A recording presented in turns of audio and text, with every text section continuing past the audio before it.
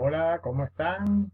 Espero que estén pasando un buen domingo, que se sigan cuidando ante la pandemia, no bajar la guardia. Más bien ahora es el momento de seguir duro con todas las medidas de precaución, porque Dios mediante tendremos el próximo año una vacuna contra este virus que nos afecta a todos. Entonces vamos hoy con el video de los domingos, que siempre vamos a tratar de hacer algo entretenido, algo histórico, alguna cosa que no sea técnica, para entretenernos un poco y pasar un domingo aprendiendo cosas de la matemática, sus personajes y su historia. Entonces vamos a ver hoy cómo multiplicaban a las personas en el antiguo Egipto.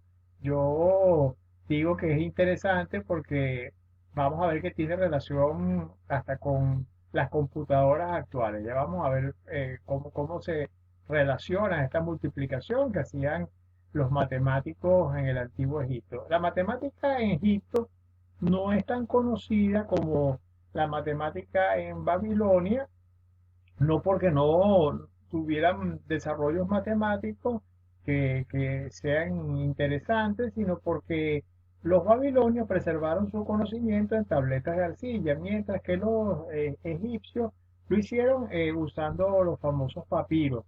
Los papiros son un material que se degrada con el tiempo de manera más rápida y se conserva mucho peor que estas tabletas de arcilla que son cocidas, que se mantienen por mucho tiempo con la información que contienen. Entonces, de todas formas, sobreviven el papiro de Rin, el papiro de Moscú, y eso ha permitido reconstruir un poco cómo era la matemática en Egipto. Pero sin duda, un pueblo que desarrolló tal nivel de arquitectura, de ingeniería, la cuestión del riego, de hecho la geometría, nace de las mediciones que hacían unos funcionarios que se conocían como arpedonautas, que eran los encargados de cada vez que el río Nilo se inundaba, pues los terrenos agrícolas, después de estas inundaciones, ellos venían y hacían mediciones para poder distribuir de nuevo las parcelas y saber cuánto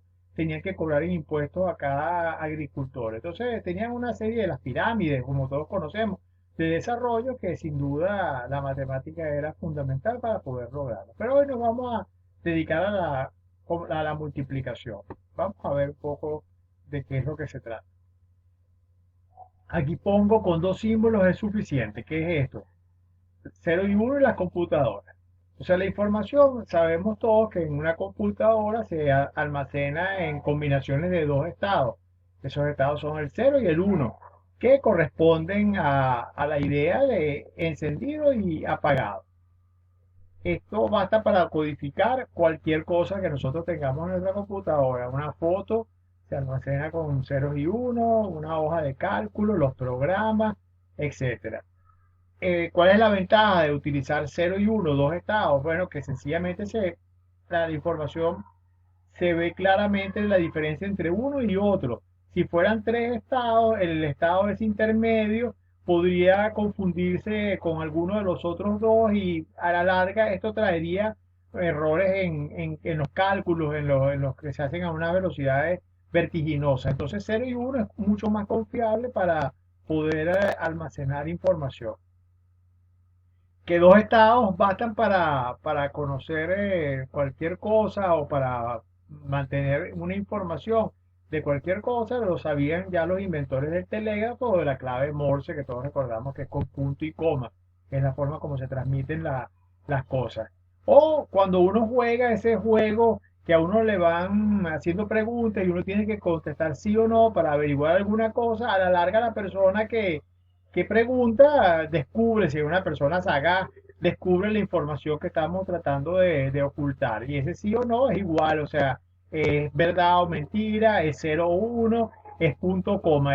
Con dos cosas se puede, y combinaciones, por supuesto, no solamente son dos cosas, son muchas ceros y unos los que mantienen la información en una computadora, pero esos dos símbolos bastan para codificar cualquier mensaje, como yo les dije, una, una foto, una partida de ajedrez, lo que uno quiera.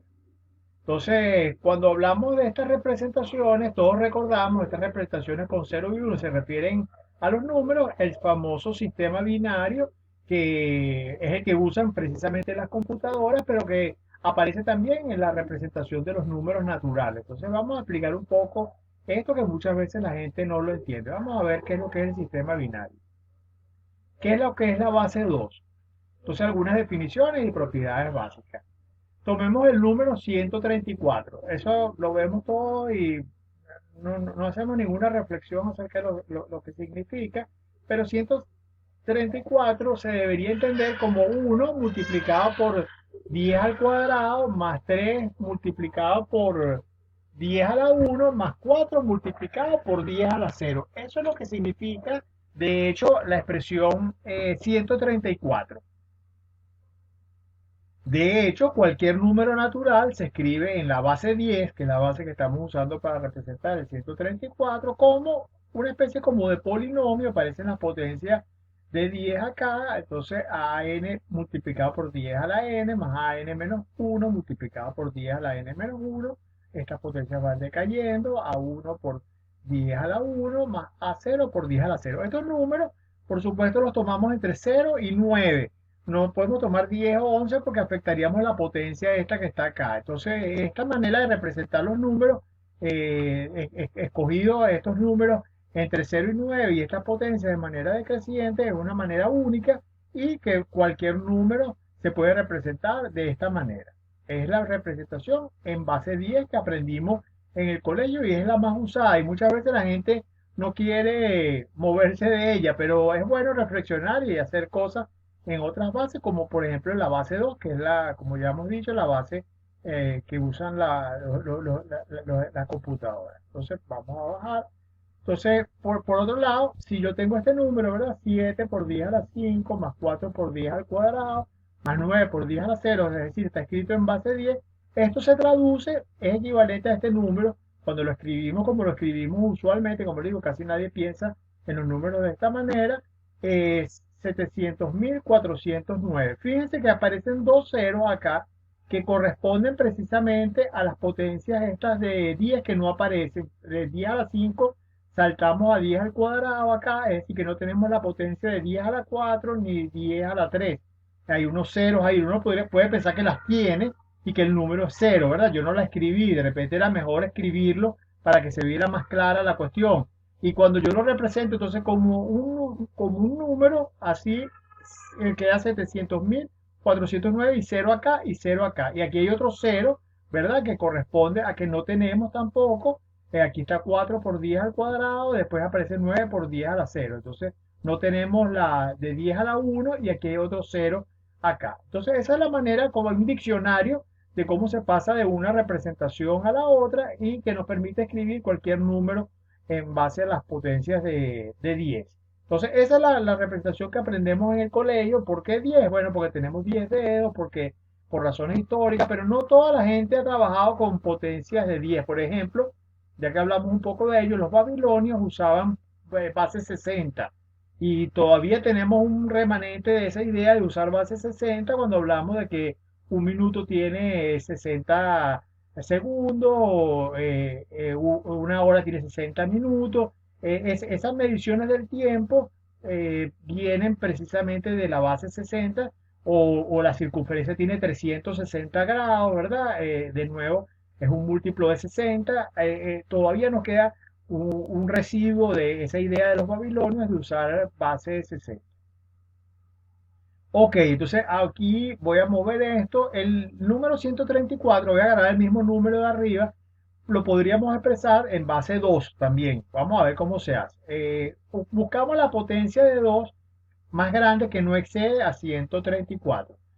Como aquí digo, en las computadoras, todos los que estamos habituados a usar los números que aparecen en las computadoras, 128, 256, 512, 1024, etcétera, vemos rápidamente que la potencia más cercana que no excede a 134 es 128. Entonces, tenemos que 132 es 2 a la 7, que es precisamente 128 y quedan 6. Ahora seguimos con este 6 y lo escribimos también en base 2.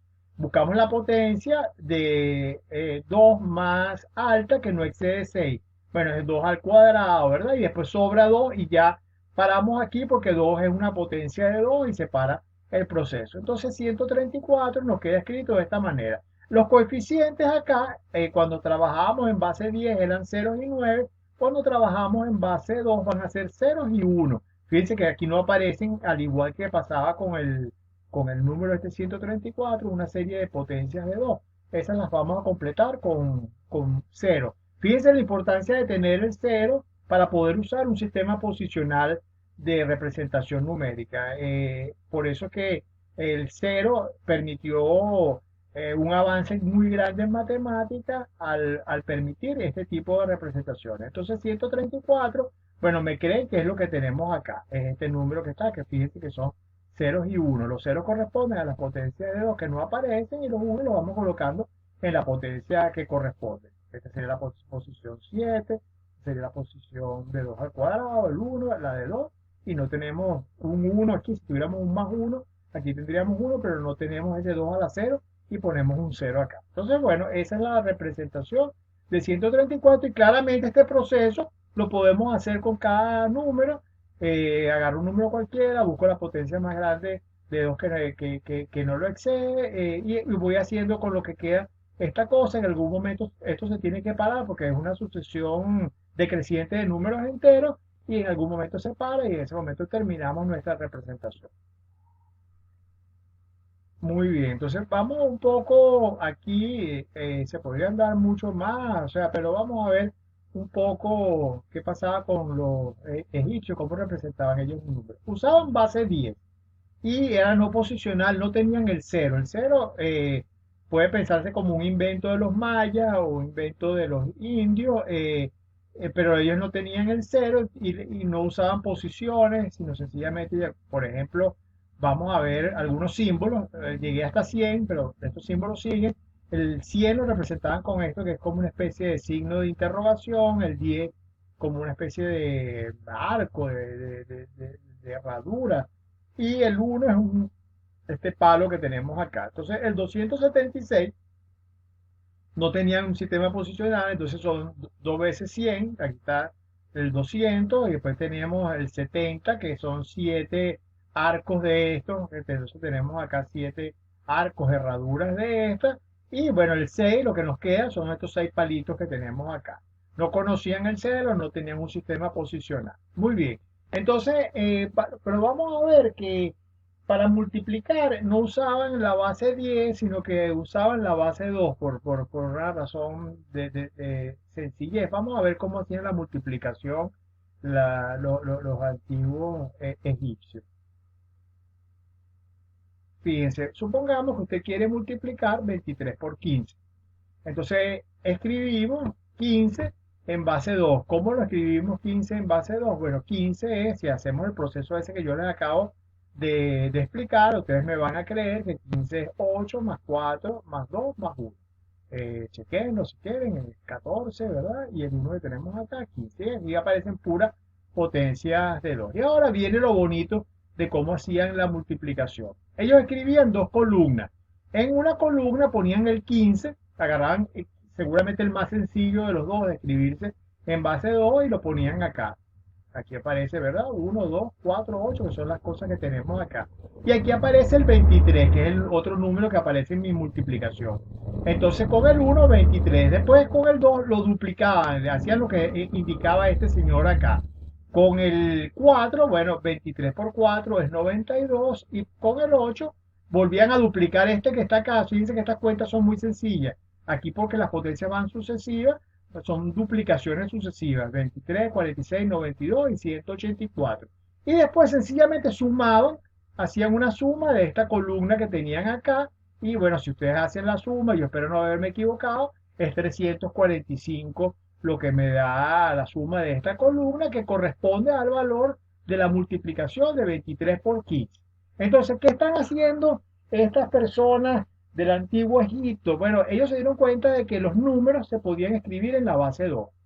Eso ya es un hecho interesante, porque esto funciona sí, solo sí yo puedo representar cualquier número que tenga en la multiplicación en base 2. Y eso no es un hecho trivial, o sea, lo enuncié cuando vimos las cuestiones. Y después están aplicando también de manera ingeniosa la propiedad distributiva de la multiplicación respecto a la suma, al hacer esta cosa acá y sumar las cosas que tenemos acá. Entonces, bueno, a mí me pareció cuando lo vi muy interesante y por eso les digo que la matemática de los antiguos egipcios tiene que ver con las computadoras porque la base 2 precisamente es la base en la cual las computadoras almacenan los datos, efectúan las operaciones y estas personas hace 2500 años la usaron para poder multiplicar dos números enteros. Bueno, como siempre, espero que se sigan cuidando. Nos vemos pronto hasta una nueva oportunidad.